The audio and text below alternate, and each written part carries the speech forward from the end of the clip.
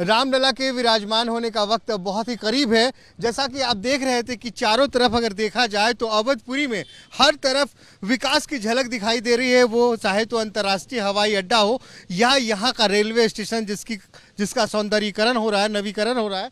यहाँ पे तमाम साधु संत, खास करके हनुमानगढ़ी मठ महस के से जुड़े हुए तमाम साधु संत हैं। संजय दास जी हैं जो अगले उत्तराधिकारी होने वाले हैं हनुमानगढ़ी के। महाराज जी प्रणाम। पहले तो ये बताइए कि अब तो रामलला विराजमान हो रहे हैं, ये विकास की गंगा कैसी बह रही है यहाँ? देखिए, प्रभु राम का मंदिर तो दिव्य और भव्य बन ही रहा है, जिसमें 22 जनवरी को प्रधानमंत्री जी के द्वारा इसको वहाँ पे भगवान को प्रतिष्ठित होना है। और इसके अलावा पूरे अयोध्या में जिस तरह से विकास कार्य हो रहा है, वो चाहे एयरपोर्ट की बात हो, चाहे आप रेलवे स्टेशन की देख सकते हैं, जबकि इसके करीब ही एकदम हम लोग खड़े हैं, और बस अड्डा हो, हर चीज़ अंतर्राष्ट्रीय स्तर पे हो रहा है। और जो इतने सालों से, इतने वर्षों से भगवान श्री राम के मंदिर की, भगवान श्री राम की प्रतीक्षा हम लोग कर रहे थे, कब उनका दिव्य और भव्य मंदिर बनेगा, उसका समय नज़दीक आ गया। इसलिए हम लोग आह्लादित हैं, प्रफुल्लित हैं और बहुत ही प्रसन्न हैं। महाराज एक बात बताइए, तुलसीदास जी रामायण में कहते हैं जब पुष्कर विमान से प्रभु श्री राम माता जानकी को लेकर श्रीलंका से चलते हैं तो कहते हैं कि चलत विमान कोलाहल होई, श्री रघुवीर कहत सब कोई। तो एक बार फिर त्रेता में अवधपुरी में यहाँ पुष्पक विमान उतरा था जब माता जानकी को लेकर प्रभु श्री राम आए थे। अब त्रेता के बाद कलयुग में, कई युगों के बाद यहाँ पे एक बार फिर पुष्पक विमान नहीं कह सकते, लेकिन विमान फिर से आने वाला है। अयोध्या वासी कैसा महसूस कर रहे हैं?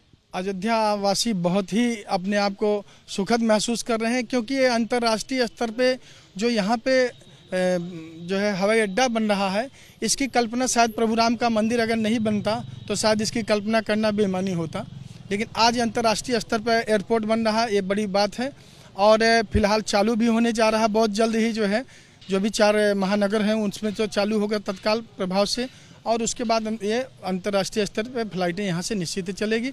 और प्रभु राम के चरणों में पूरे विश्व के सनातन धर्मी समाहित हैं और निश्चित है उनके चरणों का आशीर्वाद लेकर के अपने आप को धन्य महसूस करेंगे। धन्यवाद सर।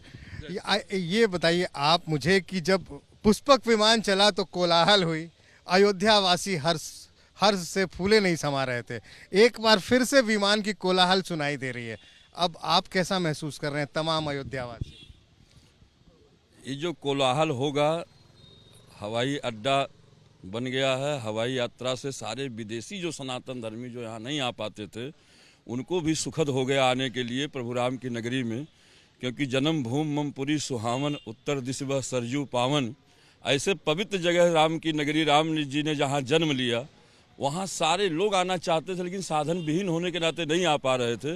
लेकिन अब सारे सनातन धर्मी इतना खुश हैं कि जब विमान यात्रा शुरू हो जाएगी तो हम लोग भी राम जी के चरणों में जा करके प्रणाम करके और वहाँ की भूमि, वहाँ के मठ, वहाँ के मंदिर सबसे आशीर्वाद और दुआ लेंगे ताकि हमारा भी भविष्य उज्ज्वल रहे। सदियों की लड़ाई के बाद प्रभु श्री राम टाट से अब 22 जनवरी को ठाठ में पहुँच जाएंगे। अयोध्या वासियों की ठाठ कैसी है? अयोध्या वासी तो प्रभु श्री राम के ही सहारे रहते, जब वो ठाठ में है पूरा अयोध्या वासी ठाठ में चलेंगे फिर।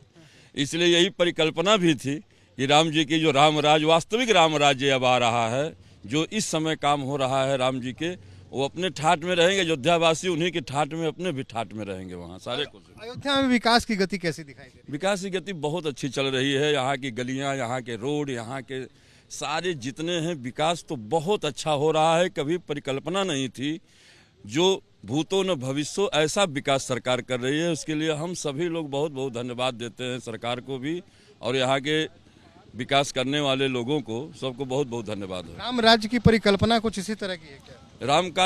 राम राज की परिकल्पना जैसे थी, जैसे शास्त्रों में वर्णित है, उसी तरह से ये सारी परिकल्पना किया गया है। जगह जगह आप देखिए जटायु जी की मूर्ति लग रही, सबरी की मूर्ति लग रही है। सारे रोड जितने हैं, सारे रोड पर सब पौराणिक जो स्थल, जो जगह होते हैं, जो चीज़ होते हैं, सारे बनाए जा रहे हैं, विभीषण की, सुग्रीव की।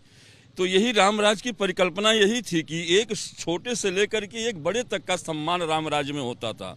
आज वही पुनः अयोध्या में सरकार जो कर रही है, सबको लेकर के पूरी तरह से ये प्रयास में है कि हर वर्ग को हम खुश करें। जो हमारे पौराणिक हैं, जो ऐतिहासिक हैं, सारे स्थल पर वो काम कर रही है अपना अयोध्या में। श्रेय आप किसी को देना चाहेंगे? ये श्रेय तो सरकार को ही दिया जाएगा, क्योंकि सरकार अगर नहीं होती तो योजनाएं आ कैसे सकती थी। और उसमें सबसे ज़्यादा सहयोग अयोध्यावासी जो कर रहे हैं सरकार की, उनके सबसे बड़ा श्रेय अयोध्यावासियों को जाता है कि अपनी ज़मीनें भी दे दे करके वो लोग इस विकास की नगरी में और विकास की गंगा में हाथ धो रहे हैं। धन्यवाद महाराज जी। तो ये देखिए, हनुमानगढ़ी से जुड़े तमाम साधु संत महात्मा हमारे साथ थे।